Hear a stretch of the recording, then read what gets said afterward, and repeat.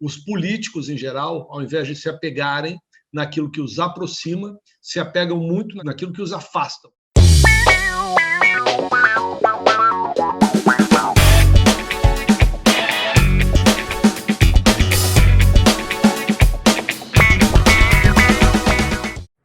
O Café com Alta Política está servido para mais uma conversa imperdível.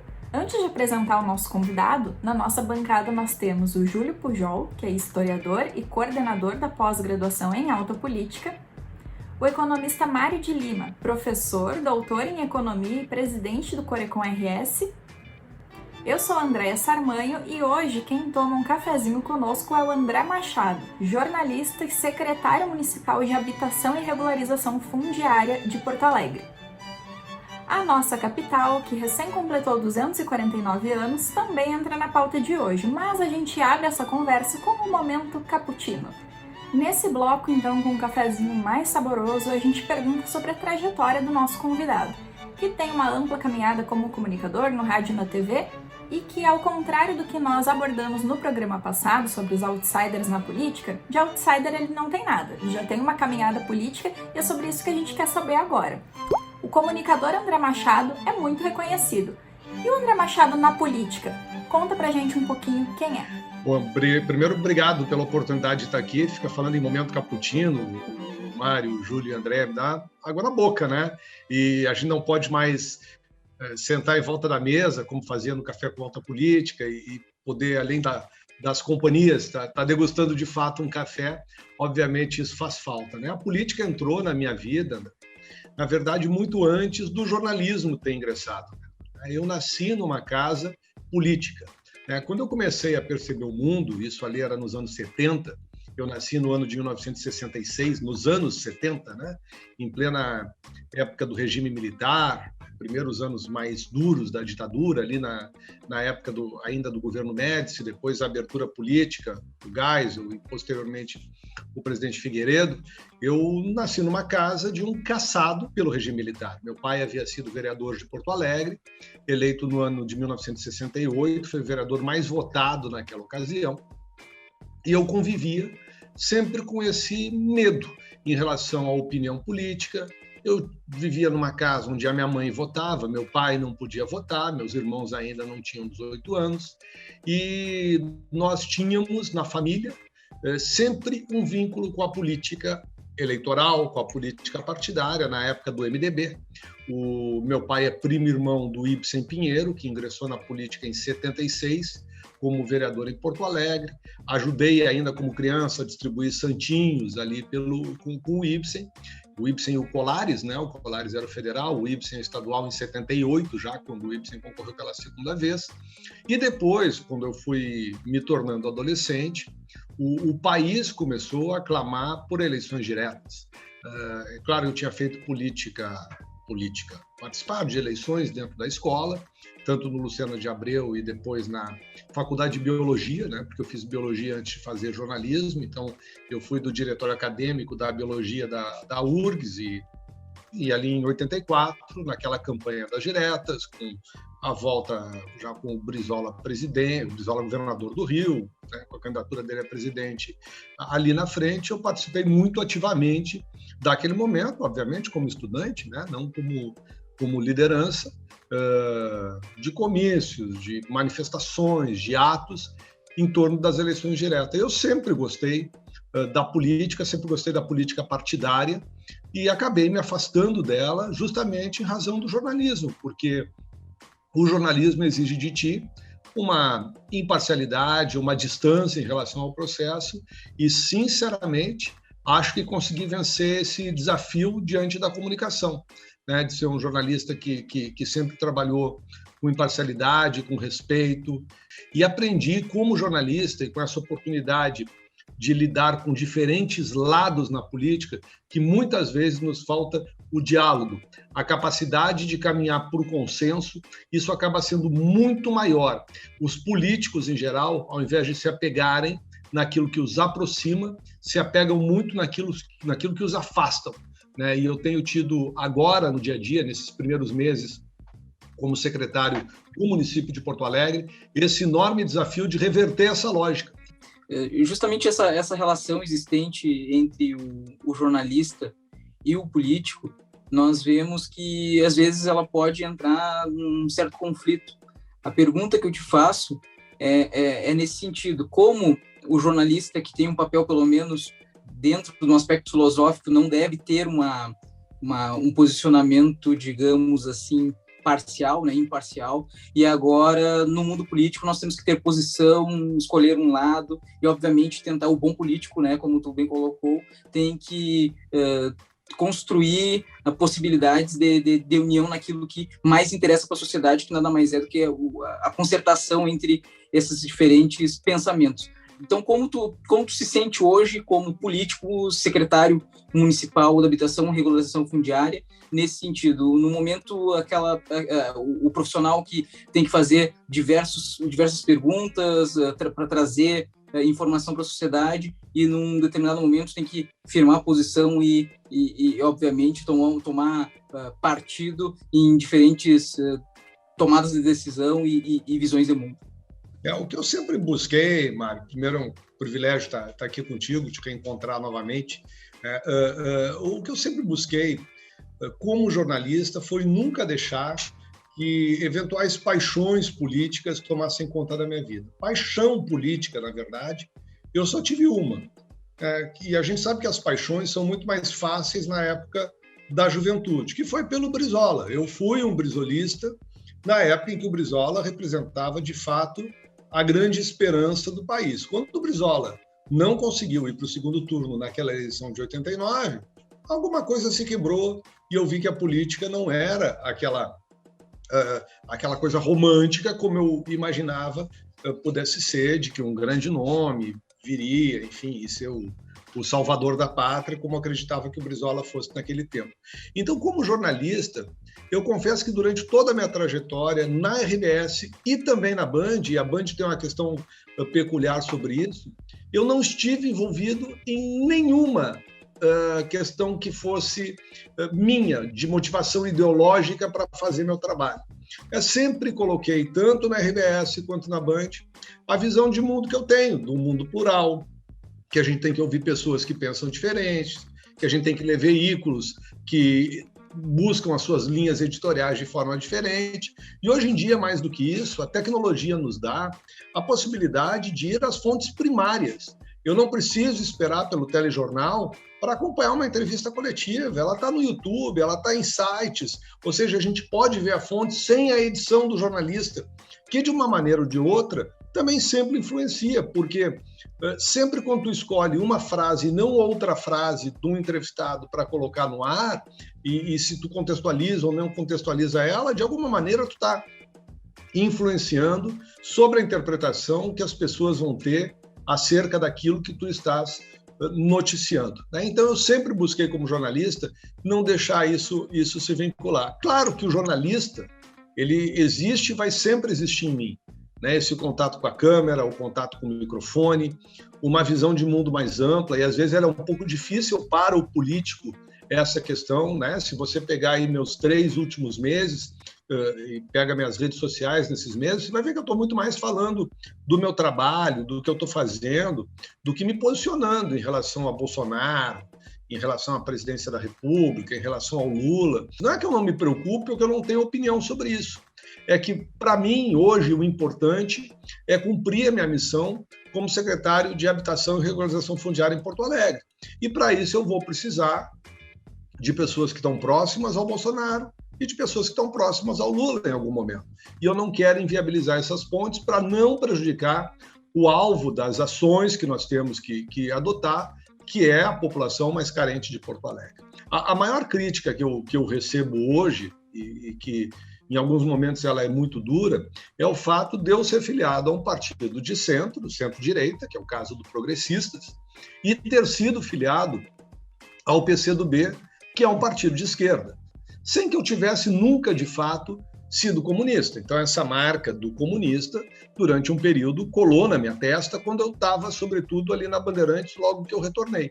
E o meu trabalho na Band, ao contrário, inclusive, do que algumas pessoas do PCdoB imaginavam naquele momento, porque acharam que eu ia para lá para fazer militância política no veículo de comunicação.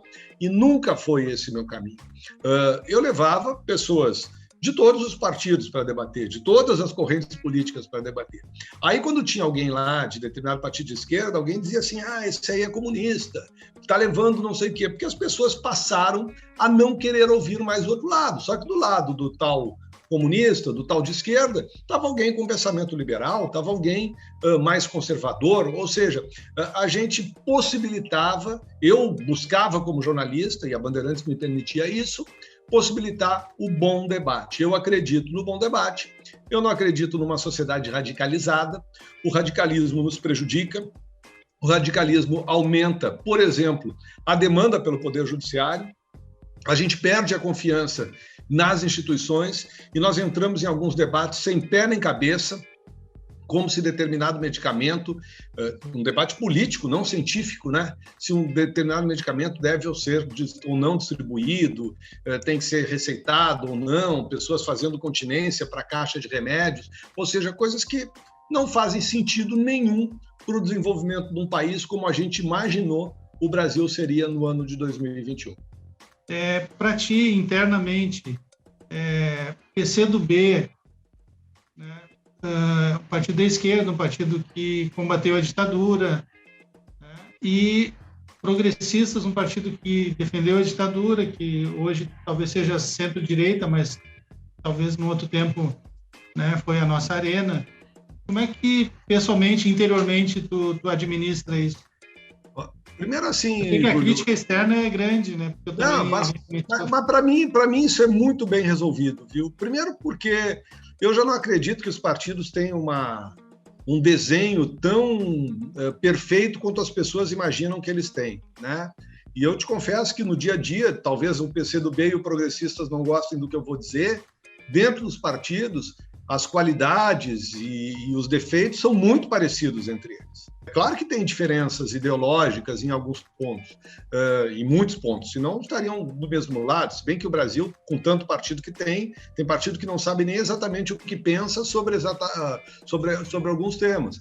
Mas, assim, uma coisa é importante deixar clara, né? A gente tem dois partidos importantes na minha vida, que eu disputei eleições, o PCdoB e o PP, mas o meu partido de berço, né, o partido onde eu nasci e que eu me forjei e que trouxeram as minhas primeiras ideias, foi o PDT. Né? O PDT, talvez assim, um sentimento que eu tenho é que um dia eu gostaria de ter disputado uma eleição pelo PDT, né, de ter tido uma militância mais importante pelo PDT. Só que eu acho que o PDT se perdeu ao longo da caminhada. Né? Na eleição de 2020, a minha intenção inicial era ter disputado pelo PDT, mas quando eu vi o caminho que o PDT tomou, sobretudo em relação às questões que envolvem as estatais, em se posicionar contra algumas privatizações, a sociedade mudou e a gente tem que entender que as ideias precisam evoluir com o tempo que a gente tem. Eu disse, eu não tenho mais espaço dentro do PDT para defender essas pautas, até porque o PDT teria a Juliana como candidata a prefeita, e a Juliana tem um comportamento muito parecido com o do PSOL, e não é uma crítica nesse processo, é só um comportamento parecido, mas não era o que eu queria defender. Eu prefiro defender um programa muito mais parecido, como que o Melo coloca, de abertura da concorrência ali para a Prosempa com outras companhias, de privatização da Carris, né, porque, enfim, se tornou um peso dentro da máquina do município. Então, essas pautas eu não conseguiria defender lá dentro. A minha ida para o PCdoB, que acabou radicalizando um pouco demais, ela veio de uma interpretação equivocada minha sobre o momento em que a Manuela Dávila vivia depois da eleição de 2012. Quando, em 2012, a Manuela teve um discurso de aproximação com o empresariado, de aproximação com a Ana Amélia, né? E eu achava, disse, bom, está surgindo aqui uma centro-esquerda esclarecida. E depois, na prática, quando veio o impeachment da Dilma, se viu que não era nada disso. Né? O PCdoB não era esta composição que a Manuela oferecia lá naquele momento. E eu, tão logo encerrou a eleição, eu fiquei mais alguns meses e acabei me desfiliando do PCdoB depois de eu não ter sido eleito em 2014. Né? Eu concorri a deputado federal, fiz 30 mil votos, foi super bacana, mas eu não me elegi, voltei para o jornalismo, logo em seguida deixei o PCdoB. O que mais me pesa, e onde as pessoas tentam me apontar alguma coisa em relação a progressistas, é nessa questão da Arena. Primeiro, eu não tenho nenhum compromisso, isso a ex-senadora Ana Amélia fala isso com muita veemência, nenhum compromisso com eu. Né? E eu não defendo um regime militar, eu não defendo a ditadura, posso até defender algumas políticas que ocorreram lá pelo meio, que às vezes são muito parecidas também com algumas políticas que a esquerda também defende do ponto de vista de algumas questões relativas ao nacionalismo. Eu sou um democrata, o partido disputa eleições normalmente, e você nunca me verá fazendo esse discurso. O que eu defendo hoje? Eu defendo o programa do Progressistas. O Progressistas antes se chamava PP, que antes se chamava PPR, que antes se chamava PPB, que antes se chamava PDS e que antes se chamava Arena. Nesse período todo, houve uma depuração, houve uma fusão, mudanças no caminho, não se esconde a história, o partido não esconde a sua história, e eu tenho compromisso com aquilo que o Progressistas representa no dia de hoje, que está expresso no seu programa, que é um partido que luta por igualdade de oportunidades para as pessoas, para que depois cada uma delas, com base na sua competência, com base no seu mérito, possam, aí sim, fazer o necessário, ou o que ocorre de fato, né, que é esse escalonamento social, cada um encontrar seu espaço dentro da sociedade e até onde pode, mas a partir de uma base que significa igualdade de oportunidades e, claro, liberdade para que as pessoas possam empreender nesse país. No segundo bloco, uma mudança extraordinária por aqui. A gente deixa de lado o café e chama um Chimas, porque o assunto é Porto Alegre. Como está sendo o desafio para ti nesses primeiros 100, 110 dias de gestão na Secretaria de Habitação e Regularização Fundiária do município? E assim, quais são os principais projetos, enfim, que tu está tocando, né, e os desafios para encaminhá-los? Esse período, né, desde o início do ano até aqui, tem sido um período altamente desafiador, onde novas Porto Alegres vão se abrindo diante da minha frente, né, diante dos meus olhos. Em primeiro lugar, regularização fundiária. Esse é o grande desafio do prefeito para nós aqui em Porto Alegre, realizar nos 4 anos o maior programa de regularização fundiária da cidade de Porto Alegre. E são muitas as áreas irregulares na capital. A gente calcula em torno de 700 áreas, são milhares de lotes, e a gente vai pegar uma parcela desses lotes que já estejam aptos a fazer a regularização fundiária e vamos executar. Esse é um trabalho que a doutora Simone Somenzi, que é a minha secretária adjunta da habitação, coordena dentro da SMAF. Outro desafio que nós temos, né, hoje é uma preocupação que tenho cada vez que o tempo muda, é com as áreas de risco. Nós temos ainda muitas pessoas vivendo em áreas de risco em Porto Alegre, de diferentes graus, né, desde o médio até o alto risco, e nós estamos muito preocupados com a vida dessas pessoas. Recentemente, o Diário Gaúcho fez uma matéria mostrando que as pessoas também estão preocupadas, mas não querem deixar aqueles locais. E áreas de risco, por exemplo, não podem passar pela regularização fundiária, as pessoas têm que ser reassentadas. Né? E agora, reassentar onde? Como? Se não tem dinheiro. E aí vem um outro projeto que nós estamos tocando, espero lançar aí nos próximos meses, que diz respeito a fazer as primeiras parcerias público-privadas na área da habitação aqui em Porto Alegre. Nós estamos de olho na possibilidade, já que não tem recurso, aquele DEMAB antigo não existe mais, não tem recurso disponível no orçamento do município, sobretudo num ano e num período tão empobrecido como esse, com a economia fortemente afetada pela Covid, para que se possa fazer, de fato, investimentos em habitação, né, que vai ser uma demanda muito grande nesse momento, porque a miséria vai aumentar. Não tem perna para resolver tudo, mas eu preciso, como gestor, pelo menos começar a lançar algumas bases em relação a alguns dos empreendimentos aqui em Porto Alegre, para que as pessoas possam ter uma perspectiva de que um dia venham ter uma habitação de dignidade, pelo menos. E como a habitação pode, as políticas públicas de habitação podem colaborar para acabar com essas áreas degradadas ou, pelo menos, impedir que outras áreas se tornem cada vez mais degradadas? Eu acredito muito, viu, Mário, que a cidade tem que ser feita para as pessoas. Né? O Jangel, que é um arquiteto dinamarquês, fala muito sobre isso e a necessidade de que nós ocupemos os espaços públicos. E, às vezes, quando você começa a afastar muitas pessoas para a periferia, você deixa de viver regiões, essas regiões acabam se perdendo no tempo, né? A gente tem um exemplo claro aí do Quarto Distrito, em que a prefeitura está dando agora um bom exemplo, que é levar para lá a sede de uma secretaria, ou seja, mostrando que efetivamente quer trabalhar por ali. Do ponto de vista da habitação, o que eu acredito que nós temos que ver?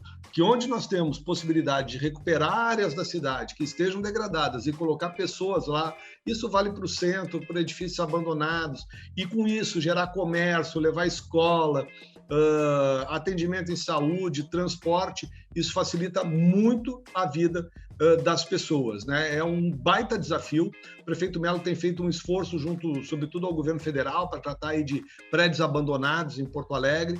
Esse é um tema que a gente vai ter que enfrentar ainda com mais efetividade aqui na cidade, né? Não começamos a discutir esse problema ainda dentro da secretaria, mas certamente será discutido. No terceiro bloco, a gente vai de expresso porque o assunto é política. E a gente quer saber um pouquinho da visão do nosso convidado sobre os cenários que estão se apresentando e como eles podem impactar a nossa vida. E de imediato, já encaminho uma pergunta. A gente sabe que o papel da imprensa é racionalizar um pouco o que acontece na política, trazer isso para a sociedade, também da mesma forma representar os anseios da sociedade e reivindicar que a política ofereça resultados práticos para a população. Mas no meio de tanta polarização, a gente vê que se criou um ambiente para muita disseminação e consumo de fake news, que também acirram ainda mais essa polarização. Qual é o papel, então, da comunicação frente a tudo isso? E, dada essa polarização, o que a gente pode esperar de 2022? Olha, a gente tem vivido cada vez mais nos últimos anos em bolhas. As pessoas têm vivido em bolhas e acreditam piamente que tudo que circula dentro da sua bolha é realidade. Uma coisa que sempre me preocupou é que muitos meios de comunicação também têm se rendido às bolhas, a levar uma única visão de mundo, a não ter o contraditório. Aí não é mais jornalismo. Você tem que, obviamente, buscar a verdade, sabendo que a verdade é algo que você nunca vai atingir, porque cada um que narra um fato vai narrar de um ponto de vista, né? Tem um livro do Orhan Pamuk, o Meu Nome é Vermelho, em que ele narra a morte de alguém num poço, se não me engano, com várias perspectivas, e é sempre a mesma história, só que vista de maneiras diferentes e contada de formas diferentes. Então, a gente tem que saber que a verdade não existe. A verdade não existe, mas nós temos que buscar traçar o maior número de panoramas diferentes, de faces diferentes, para que se possa ter um julgamento. E boa parte dos jornalistas hoje tem aberto mão de fazer isso. Então, a fábrica de fake news não está necessariamente só fora do jornalismo, mas também dentro deles. Agora, o bom jornalismo é o melhor antídoto para a fake news. Eu prefiro ainda consultar os bons veículos de comunicação, os bons jornalistas, apurar para poder ter o meu posicionamento sobre determinado tema. Acho que as fake news impactaram muito nas últimas eleições presidenciais, municipais, a criação de coisas envolvidas em bolhas, querendo destruir reputações, elas foram muito presentes aqui na frente, aqui para nós, né? Eu, por óbvio, apoiei com muito empenho a candidatura do prefeito Sebastião Mello no segundo turno, né? Eu fui candidato pelo Progressistas a vereador, apoiei o Paim no primeiro e o Mello no segundo. Eu acompanho a trajetória do Mello há muito tempo na política, desde quando ele tentava ser vereador e não conseguia se eleger. E aí tentaram colar na testa do Mello um carimbo de fascista, de racista, que é uma coisa que simplesmente não existe. Você começa a construir essas versões a partir de fatos, de fragmentos de coisas isoladas, né, como se o fato de pessoas mais à direita, com um pensamento efetivamente de extrema-direita apoiando o Mello, fizessem do Mello um homem de extrema-direita, coisa que ele nunca foi, né? Esse é só um exemplo, né? E tem tanta coisa aí também que houve na campanha presidencial, inclusive por parte do presidente que ganhou a eleição, que nos mostram que cada vez nós temos que estar mais atento. E eu acho que tem ocorrido, eu espero de fato que tenha ocorrido, que esteja ocorrendo, uma educação de quem consome notícia, quem consome informação, para saber que as coisas, nem tudo que circula por aí é verdade. Isso vale para o grupo do WhatsApp da minha família, onde antigamente todo mundo que estava publicava uma coisa e colocava como verdade, e eu pegava, alertava, isso cuidado, isso não é mentira, botava lá o fato ou fake, mostrando que era fake. Hoje as pessoas, às vezes, já postam assim, bota lá e coloca assim, isso não é verdade, né, André? Ou seja, as pessoas já vão na linha de frente sabendo que tem alguma coisa errada por trás de uma notícia que as pessoas gostariam que fosse verdade. O ano que vem temos eleições aí para presidente, para governador do estado. Tem esse fato novo do Lula, tem a possibilidade do governador Eduardo Leite também estar disputando um espaço nacional. Aqui no Rio Grande do Sul já tem alguns nomes colocados ou possíveis, como o senador Reise, o presidente do Grêmio, enfim, tantos outros. Como é que tu está vendo esse cenário nacional e estadual, até levando em conta essa polarização aí, as fake news, a polarização, Bolsonaro é candidato, não é candidato, Lula não é, aqui no estado também. Qual é a tua visão desse momento? E para complementar, André, bem rapidinho, e como o secretário André se coloca dentro desse cenário esperado?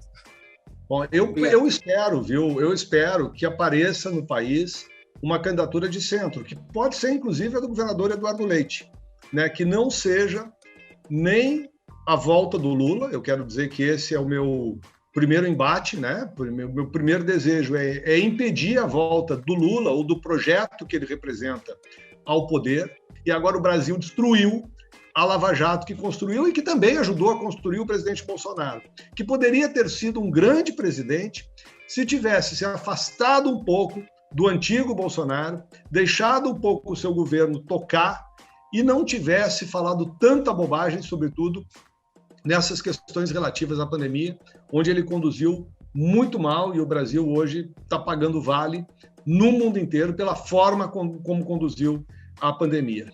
Eu prefiro uma opção de centro. Eu prefiro e acredito que ainda tem tempo de construir essa opção. Aqui no governo do estado, eu penso mais ou menos da mesma forma. O candidato que eu apoio é o candidato do meu partido, né? Então, nesse momento, é o senador Luiz Carlos Reis, que tem demonstrado, dentro do Congresso Nacional, uma disposição a fazer um tipo de política que eu acredito. Ele tem um posicionamento mais a favor do presidente Bolsonaro, é verdade, mas ele tem feito, na luta dele aqui no estado, nos ajudado muito, por exemplo, na questão da habitação em Porto Alegre, lutando para recursos para cooperativas, e são cooperativas, inclusive, mais ligadas à esquerda. E meu posicionamento para o governo do estado é muito claro, né? Eu apoio o candidato do meu partido, quem meu partido apoiar, e é, nesse momento, o senador Luiz Carlos Reis, que deve ser o candidato, mas quem for para o Senado, enfim, seja lá como for, as composições estão aí. Nós vamos ter, talvez, a eleição mais radical de todas que nós vivemos. E o que é pior, né? Isso, nós já passamos por isso na eleição da Dilma e do Aécio, que parecia a pior de todas em relação a isso. Veio a do Bolsonaro com Haddad, e essa próxima tende a ser ainda pior. Nós estamos vivendo um período, e aí as nossas bolhas voltam a falar, em que as pessoas estão cegas diante das suas paixões. Eu acho que vai ser um cenário, Júlio, de muito radicalismo, uma eleição muito difícil, e acho, sobretudo, que eu vou ter muita dificuldade nesse momento, viu, pessoalmente, porque eu vou estar aqui na administração pública, numa administração em que nós temos 14 partidos em Porto Alegre, e certamente, dentro da gestão do Melo, nós vamos ter uns 4 candidatos a governador diferentes, uns 3, 4 candidatos a presidente diferentes. Enfim, vai ser um período interessante aí que estou me preparando aí para frente. Como vocês já sabem, o café pingado por aqui é diferente, são só pinguinhos de café. A gente manda uma perguntinha, nosso entrevistado responde o que vier na cabeça. Tribuna. Legislativo. Meu pai. Abrir com protocolos rígidos. Progressistas a vida inteira. Uma dica de livro que eu citei há pouco, eu gosto muito do Pamuk, né? Mas eu, ao invés do Meu Nome é Vermelho, eu vou sugerir um outro que eu acho maravilhoso, chamado Museu da Inocência. Uma série, eu gosto assim, mas uma série essa para aliviar a cabeça, né? Eu gosto de toda a série do Vikings que está disponível ali no Netflix, tem umas 7, 8 ali, conta a história da saga, da família do Ragnar Lothbrok, e mostra algumas coisas que misturam história e ficção. Acho bem bonito, eu gosto de voltar no tempo. Expresso. Sobretudo acreditar na cidade, ouvir os porto-alegrenses e fazer uma cidade para todos. Porto Alegre precisa de diálogo e todos precisam ser ouvidos. O Café com Alta Política fica por aqui. O que vocês acharam dessa conversa? Deixa aqui nos comentários e deixa o teu joinha nesse vídeo.